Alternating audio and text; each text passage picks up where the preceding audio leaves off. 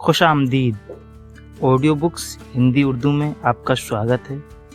आज जो कहानी हम सुनने जा रहे हैं उसका नाम है मुक्तिधन, जिसके लेखक हैं मुंशी प्रेमचंद। तो आइए शुरू करते हैं। भारत देश में जितने भी व्यापार या धंधे हैं उन सब में रुपयों के लेन देन यानी ब्याज का काम सबसे ज़्यादा मुनाफे वाला माना जाता है।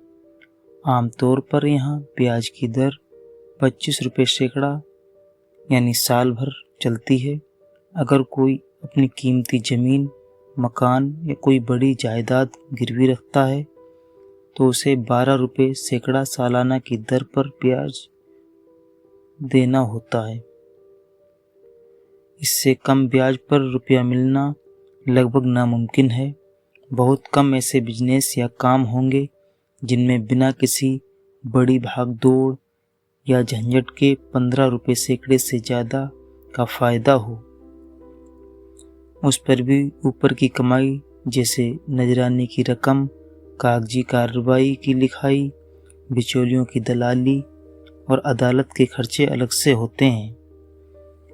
ये सारे छोटी बड़ी रकमें किसी न किसी बहाने घूम फिरकर साहूकार या महाजन की जेब में ही पहुंचती हैं। यही वजह है कि हमारे यहाँ लेन देन का काम इतनी तरक्की कर रहा है। चाहे कोई वकील हो, डॉक्टर हो, सरकारी कर्मचारी हो या फिर कोई बड़ा जमींदार, जिसके पास भी थोड़ा फालतू पैसा जमा हो जाता है वह बड़ी आसानी से ये काम शुरू कर सकता है। अपनी जमा पूंजी का सही इस्तेमाल करने और उसे बढ़ाने का ये सबसे बेहतरीन जरिया है। लाला दाऊलाल भी इसी तरह के एक बड़े महाजन थे। वे कचहरी में वकीलों के साथ यानी मुख्तार का काम करते थे।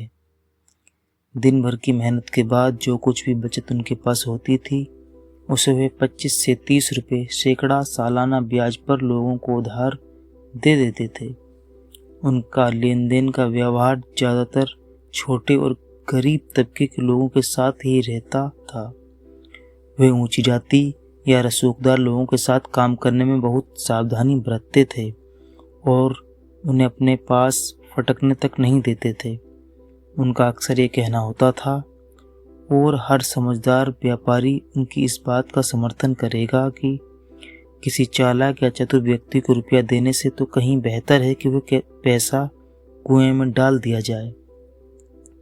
ऐसे लोगों के पास रुपया उधार लेते समय तो बहुत सारी जायदाद और दौलत दिखाई देती है, लेकिन जैसे ही रुपया उनके हाथ में आता है वह सारी संपत्ति अचानक गायब हो जाती है। या तो उस पर उनकी पत्नी, बेटे या भाई का हक जता दिया जाता है या फिर यह साबित कर दिया जाता है कि वह संपत्ति कभी थी ही नहीं। इनकी कानूनी चालों और दांव पेंच के सामने बड़े बड़े विद्वान और जानकार भी हार मान जाते हैं। एक दिन लाला दाऊ दयाल हमेशा की तरह कचहरी से अपने घर लौट रहे थे। रास्ते में उन्होंने एक बहुत ही अजीब और हैरान करने वाला नज़ारा देखा। एक मुसलमान व्यक्ति खड़ा अपनी गाय बेच रहा था और कई लोगों की भीड़ ने उसे चारों तरफ से घेर रखा था। कोई लालच देकर उसके हाथ में रुपए थमा रहा था तो कोई जबरदस्ती उसके हाथ से गाय की रस्सी छीनने की कोशिश कर रहा था। लेकिन वह गरीब मुसलमान एक बार उन खरीदारों के चेहरों को गौर से देखता और फिर कुछ सोचकर गाय की रस्सी को और भी मजबूती से पकड़ लेता। वह गाय बहुत ही सुंदर और लुभावनी थी। उसकी छोटी सी गर्दन, मजबूत बदन और दूध से भरे हुए भारी थन उसकी खूबसूरती बढ़ा रहे थे। उसी के पास एक बहुत ही सुंदर और तंदुरुस्त बछड़ा अपनी माँ की गर्दन से सटकर खड़ा था। वह मुसलमान आदमी बहुत परेशान, दुखी और व्याकुल नजर आ रहा था। वह रह रहकर बड़ी दर्द भरी नज़रों से अपनी गाय को देखता और अपना दिल महसूस कर रह जाता। दाऊ दयाल उस सुंदर गाय को देखते ही उस पर मोहित हो गए। उन्होंने पास जाकर पूछा, क्यों भाई, क्या यह गाय बेचनी है? तुम्हारा नाम क्या है? मुसलमान ने जैसे ही दाऊ दयाल को देखा उसके चेहरे पर थोड़ी चमक आ गई। वो उनके करीब आकर बड़े अदब से बोला, हाँ हुजूर, मैं इसे बेचना चाहता हूँ। दाऊ दयाल ने फिर पूछा, इसे कहाँ से लाए हो और अपना नाम तो बताओ। उसने जवाब दिया, मेरा नाम रहमान है और मैं पचोली गांव का रहने वाला हूँ। दूध के बारे में पूछने पर रहमान ने बड़े गर्व से बताया, जी हुजूर, आप एक वक्त में 3 सेर दूध बड़े आराम से निकाल सकते हैं। अभी तो इसका दूसरा ही ब्यात है, यानी दूसरी बार माँ बनी है। ये इतनी सीधी और शांत है कि कोई छोटा बच्चा भी इसे दूह ले। मेरे बच्चे इसके पैरों के पास खेलते रहते हैं, पर क्या मजाल कि ये कभी सिर भी हिलाए। दाऊ दयाल को थोड़ा शक हुआ कि कहीं ये गाय चोरी की तो नहीं है। उन्होंने पूछा, क्या यहाँ तुम्हें कोई पहचानता है?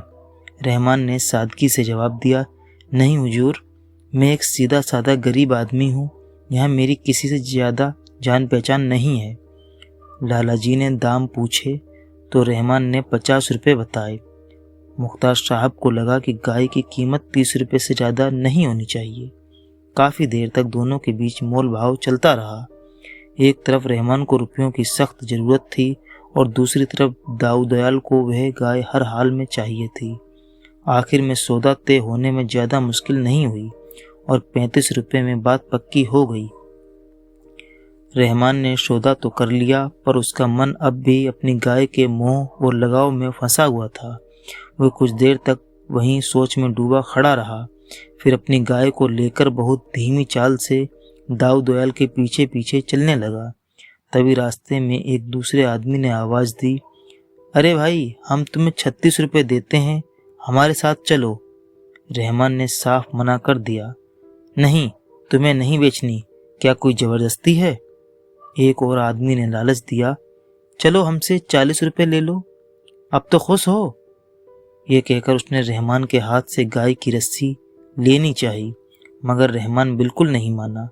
आखिरकार वे सब निराश होकर अपने रास्ते चले गए। जब रहमान थोड़ा आगे निकल गया तो उसने दाऊ दयाल से बड़े भावुक होकर कहा, हुजूर, आप हिंदू हैं, आप इसे अपने घर ले जाकर पालेंगे और इसकी खूब सेवा करेंगे। ये बाकी सब जो पीछे पड़े थे वे कसाई थे। मैंने उनके हाथ इसे 50 रुपये में भी कभी नहीं बेचता। आप बिल्कुल सही मौके पर मिल गए, वरना ये लोग ज़बरदस्ती गाय को ले जाते। हुजूर, मैं बहुत बड़ी मुसीबत और विपत्ति में फंस गया हूँ, तभी आज इस घर की लक्ष्मी को बेचने की नौबत आई है। मैंने इसे अपने सगे बच्चों की तरह पाला पोसा है। मैं इसे कसाईयों के हाथ कैसे काटते हुए देख सकता था। हुजूर, आप इसे जितनी अच्छी खुराक देंगे, ये उतना ही मीठा और गाढ़ा दूध देगी। भैंस का दूध भी इसके सामने कुछ नहीं है।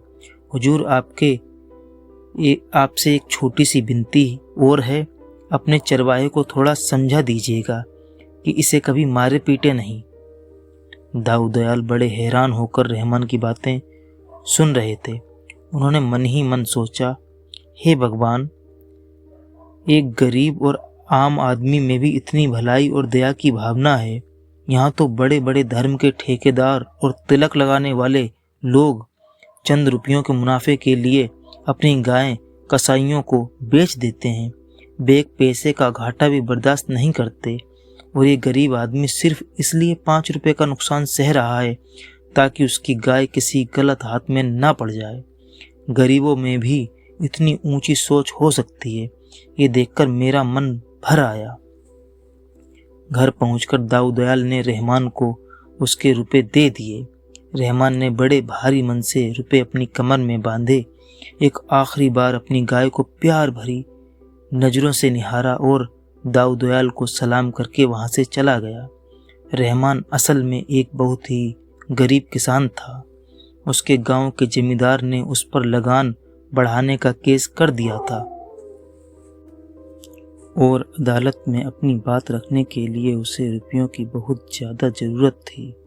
घर में सिवाय 2 बैलों के और कोई संपत्ति नहीं थी। सिर्फ यही एक गाय थी जिसे वह अपनी जान से भी ज़्यादा प्यार करता था। पर जब कोई और रास्ता नहीं बचा तो मजबूरी में उसे अपनी यह प्यारी गाय बेचनी पड़ी। पचोली गांव में मुसलमानों के बहुत से परिवार रहते थे। कई सालों के बाद अब हज यात्रा का रास्ता फिर से खुला था, क्योंकि पिछले कुछ सालों से महायुद्ध की वजह से रास्ते बंद पड़े थे। गांव के बहुत से लोग इस बार हज पर जाने की तैयारी कर रहे थे। रहमान की बूढ़ी माँ की भी बहुत बड़ी इच्छा थी कि वे अपनी ज़िंदगी में एक बार अल्लाह के घर यानी हज कर आए। उसने रहमान से बड़े प्यार से कहा, बेटा मेरी बस यही एक आखिरी आरजू बाकी है, मुझे हज करा ला, खुदा तुझे इस नेकी का फल जरूर देगा। मातृभक्ति यानी माँ की सेवा करना गांव के लोगों का एक बहुत बड़ा गुण होता है। रहमान के पास इतने पैसे तो नहीं थे कि वे हज का पूरा खर्च उठा सके, लेकिन वे अपनी माँ की बात को टालना भी नहीं चाहता था। वे सोचने लगा कि कहीं से उधार ले लूं। इस बार खेत में गन्ने की फसल बहुत अच्छी हुई है, उसे बेचकर धीरे धीरे सारा कर्ज चुका दूंगा। वे सोचने लगा कि किससे कर्ज मांगूं। कम से कम 200 रुपयों की जरूरत थी। किसी बड़े साहूकार से उसकी पहचान भी नहीं थी। गांव के छोटे मोटे बनिए तो ब्याज के नाम पर गरीबों का खून चूस लेते थे। आखिर उसने फैसला किया कि वे फिर से लाला दाऊ दयाल के पास जाएगा। उसने सुना था कि लाला जी थोड़े कड़क स्वभाव के जरूर हैं, लेकिन वे हिसाब किताब के बहुत साफ हैं और किसी की आंखों में धूल नहीं झोंकते। कई दिनों तक वे इसी सोच विचार में रहा कि कहीं समय पर पैसा ना लौटा पाया तो क्या होगा। लाला जी तो तुरंत अदालत में केस कर देंगे और अब फिर मेरा घर बार सब नीलाम करा देंगे। लेकिन जब कोई और चारा नहीं दिखा तो वे हिम्मत हार कर दाऊ दयाल के पास पहुंच ही गया। दाऊ दयाल ने उसे देखते ही पहचान लिया। अरे तुम्ही ने तो मुझे वे गाय बेची थी ना? रहमान बोला, हाँ हुजूर, मैं ही हूँ। दाऊ दयाल बोले, देखो भाई, रुपये तो मैं तुम्हें दे दूंगा, लेकिन मैं समय का बहुत पाबंद हूँ। अगर तुमने तय समय पर पैसा नहीं लौटाया तो मैं जरा भी रियायत या दया नहीं दिखाऊंगा। बताओ कब तक लौटा दोगे? रहमान ने मन ही मन अपनी फसल और कमाई का हिसाब लगाया और कहा, हुजूर आप 2 साल का समय दे दीजिए। दाऊ दयाल ने शर्त रखी, ठीक है, लेकिन अगर 2 साल में पैसा वापस नहीं आया तो ब्याज की दर बढ़कर 32 रुपये सैकड़ा हो जाएगी। बस इतना समझ लो कि मैं तुरंत केस नहीं करूंगा। रहमान ने सब स्वीकार कर लिया। उसे 200 रुपयों के बदले कागजी कार्रवाई और दलाली के खर्चे कटने के बाद करीब 180 रुपये मिले। घर आकर उसने अपनी पत्नी को समझाया और अपनी बूढ़ी माँ को लेकर खुशी खुशी हज यात्रा पर रवाना हो गया। 2 साल का समय बीत गया, लेकिन रहमान रुपए लेकर नहीं आया। लाला दाऊलाल ने अपना आदमी भेजकर उसे बुलवाया। जब रहमान सामने आया तो लाला जी बड़े कठोर स्वर में बोले, क्यों भाई, क्या 2 साल पूरे नहीं हुए? कहाँ हैं मेरे रुपए? तुम तो बड़े शरीफ बनते थे, अब चुप्पी क्यों साधे हो? रहमान ने बड़ी लाचारी और दुख के साथ हाथ जोड़कर कहा, हुजूर मेरी किस्मत बहुत खराब चल रही है। माँ जब से हज से लौट कर आई हैं तभी से बहुत बीमार हैं। मेरा पूरा समय और पैसा उनकी दवा दारू और सेवा में ही निकल जाता है। हुजूर जब तक वे जिंदा हैं मैं उनकी सेवा करना चाहता हूँ। पेट भरने का काम तो पूरी जिंदगी पड़ा है। इस बार मेरी फसल भी अच्छी नहीं हुई। गन्ने की फसल पानी ना मिलने की वजह से सूख गई। मेरे पास एक कोड़ी भी नहीं बची है। अल्लाह गवाह है कि मेरी क्या हालत है। मुझे बस 1 साल की मोहलत और दे दीजिए, मैं आपके एक एक पैसे का हिसाब बराबर कर दूंगा। दाऊ दयाल ने फिर से चेतावनी दी, ठीक है, पर याद रखना अब ब्याज 32 रुपये सैकड़ा लगेगा। रहमान ने सिर झुकाकर उनकी बात मान ली। घर लौटकर जब वे माँ के पास पहुंचा तो देखा कि उनका आखिरी वक्त आ गया है। माँ ने अपने बेटे को आखिरी बार बड़े प्यार से देखा, उसे आशीर्वाद दिया और हमेशा के लिए दुनिया छोड़ दी। रहमान पहले से ही परेशानियों में डूबा था। अब माँ के जाने के गम ने उसे पूरी तरह तोड़ दिया। उस समय पड़ोसियों से कुछ उधार लेकर उसने माँ का अंतिम संस्कार किया। लेकिन समाज और धर्म के रीति रिवाजों के अनुसार अभी बहुत से काम बाकी थे, जैसे गरीबों को खाना खिलाना, कुरान का पाठ कराना और माँ की कब्र बनवाना। माँ की सेवा का यह आखिरी मौका था जिसे वह किसी भी कीमत पर छोड़ना नहीं चाहता था। उसने सोचा कि अगर अल्लाह ने मुझे ताकत दी होती तो मैं अपनी माँ के लिए क्या कुछ नहीं करता। क्या मैं अपने पड़ोसियों से भी गया गुजरा हूँ कि अपनी माँ के लिए इतना भी ना कर सकूँ। वह फिर से रुपयों की चिंता में डूब गया। उसे लगा कि अब दाऊ दयाल शायद उसे और पैसे न दें, लेकिन फिर भी एक उम्मीद के साथ वह उनके पास चल पड़ा। रास्ते में उसका एक एक कदम बड़ी मुश्किल से उठ रहा था। वह सोच रहा था कि किस मुंह से जाऊं। अभी 3 दिन पहले ही तो समय मांगकर आया हूं, अब फिर 200 रुपये और मांगूंगा तो वे क्या सोचेंगे। उन्हें जरूर लगेगा कि मेरी नीयत खराब हो गई है। अगर उन्होंने मुझे धुतकार दिया या गालियां दी तो मैं क्या करूंगा। अगर उन्होंने पूछा कि तुम्हारे पास गिरवी रखने के लिए क्या है तो मेरे पास कोई जवाब नहीं होगा। खेत भी मेरे अपने नहीं हैं, वे तो जमींदार के हैं। लेकिन फिर भी वे एक मजबूर और बेसहारा इंसान की तरह धीरे धीरे आगे बढ़ता गया। लाला दाऊ दयाल जब अपने घर पहुंचे तो वे अपने नौकरों पर किसी बात को लेकर बहुत नाराज थे। उन्होंने जैसे ही रहमान को देखा उनका गुस्सा और बढ़ गया। वे चिल्लाकर बोले, अब तुम यहाँ क्या करने आए हो? क्यों मेरे पीछे पड़े हो? मुझे अभी बात करने की फुर्सत नहीं है, यहाँ से जाओ। रहमान बेचारा कुछ बोल ही नहीं पाया। वह इतना डर गया और निराश हो गया कि तुरंत उल्टे पांव वापस लौटने लगा। उसे लगा कि उसका शक सही था, उसे यहाँ नहीं आना चाहिए था। दाऊ दयाल को अचानक थोड़ा रहम आया। उन्होंने रहमान को वापस बुलाया और थोड़ी नरम आवाज में पूछा, अच्छा बताओ क्या काम था, वापस क्यों जा रहे हो? रहमान ने संकोच में कहा, नहीं हुजूर, कुछ नहीं, बस आपको सलाम करने चला आया था। दाऊ दयाल हंसे और बोले, एक पुरानी कहावत है कि किसान बिना किसी मतलब के किसी को सलाम नहीं करता। बताओ सच में क्या बात है? रहमान का सब्र टूट गया और वह फूट फूट कर रोने लगा। दाऊ दयाल समझ गए कि जरूर कोई बड़ी अनहोनी हुई है। उन्होंने पूछा, क्या तुम्हारी माँ का इंतकाल हो गया?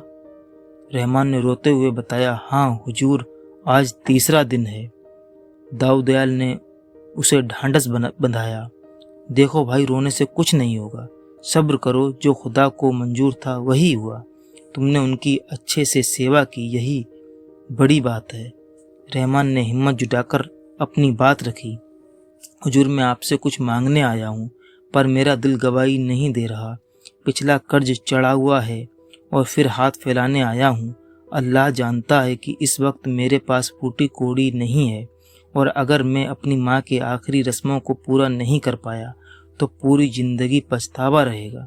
आप मेरे मालिक हैं, ये समझकर मुझे रुपए दे दीजिए कि आप उन्हें कुएं में डाल रहे हैं। अगर मैं जिंदा रहा तो मेहनत करके आपके एक एक पैसे का ब्याज समेत हिसाब चुका दूंगा। दाऊ दयाल ने हिसाब लगाया और बोले, पिछला और ये मिलाकर 500 रुपये हो जाएंगे और 2 साल बाद ब्याज लगाकर लगभग 700 रुपये। क्या तुम्हें इसका अंदाजा है? रहमान ने यकीन दिलाते हुए कहा, हुजूर, अगर अल्लाह ने चाहा और मेरी फसल अच्छी हुई तो मैं 1 ही साल में आपके सारे रुपए वापस कर दूंगा। दाऊ दयाल ने उसकी ईमानदारी पर भरोसा करके 200 रुपये और दे दिए। लोग उनकी इस दरिया दिली पर हैरान थे। खेती का काम भी बड़ा अजीब होता है। ये किसी अनाथ बच्चे की तरह है। अगर मौसम और किस्मत साथ दे तो अनाज के ढेर लग जाते हैं, वरना लहलहाती फसल भी बर्बाद हो जाती है। कभी ओले, कभी पाला, कभी सूखा तो कभी कीड़े मकोड़े किसान की मेहनत पर पानी फेर देते हैं। रहमान ने इस बार जी तोड़ मेहनत की। उसने दिन और रात को एक कर दिया। उसकी पत्नी और बच्चे भी उसके साथ खेत में जुट गए। इस बार गन्ने की फसल इतनी शानदार हुई कि पूरे गांव के लोग दंग रह गए। लोग कहते थे कि रहमान, इस बार तो तुम्हारी निकल पड़ी, कम से कम 700 रुपये तो कहीं नहीं गए। रहमान भी खुश था कि इस बार लाला जी का सारा कर्ज उतार दूंगा, पर किस्मत को शायद कुछ और ही मंजूर था। सर्दी का महीना था। रहमान अपने खेत की रखवाली कर रहा था। ठंड से बचने के लिए उसने गन्ने की सूखी पत्तियों को इकट्ठा करके आग जलाई। अचानक हवा का एक तेज झोंका आया और वे जलती हुई पत्तियां उड़कर सीधे गन्ने के खेत में जा गिरी। देखते ही देखते पूरे खेत में आग लग गई। पूरा गांव आग बुझाने के लिए दौड़ा, पर आग इतनी भयानक थी कि सब बेकार हो गया। रहमान की पूरी फसल राख हो गई और उसके साथ ही उसके सारे सपने भी जल गए। रहमान पूरी तरह टूट गया। उसने अपने घर की चिंता नहीं थी, उसे चिंता थी लाला दाऊ दयाल के कर्ज की। वो सोचने लगा कि अब उन्हें क्या मुंह दिखाऊंगा। 1 साल और बीत रहा है, अब उनका चपरासी आता ही होगा। सुबह का वक्त था। वह अपने जले हुए खेत को देख रहा था कि तभी लाला जी का चपरासी वहां आ पहुंचा। वह आते ही रहमान पर चिल्लाने लगा और उसे जबरदस्ती घसीटकर लाला जी के पास ले जाने लगा।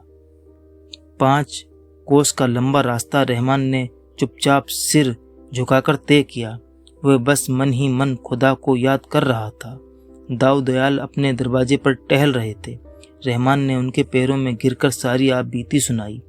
दाऊ दयाल ने कठोर स्वर में पूछा, तो अब क्या सलाह है? क्या पैसे दोगे या मैं तुम्हारे खिलाफ केस कर दूं? रहमान ने बड़ी ईमानदारी से कहा, हुजूर आप मालिक हैं, जो सजा देना चाहें दे दें। मैं तो इतना जानता हूं कि आपके रुपए मेरे ऊपर कर्ज हैं और मुझे वे चुकाने ही हैं। 2 बार मैंने वादा किया और दोनों बार झूठा साबित हुआ। अब मैं कोई वादा नहीं करूंगा, बस अब जो कमाऊंगा लाकर आपके कदमों में रख दूंगा। दाऊ दयाल मुस्कुराए और उन्होंने रहमान से एक सवाल किया, रहमान ये बताओ कि इस वक्त तुम्हारे मन में सबसे बड़ी इच्छा क्या है? रहमान ने कहा, हुजूर बस यही है कि आपका एक एक पैसा अदा हो जाए।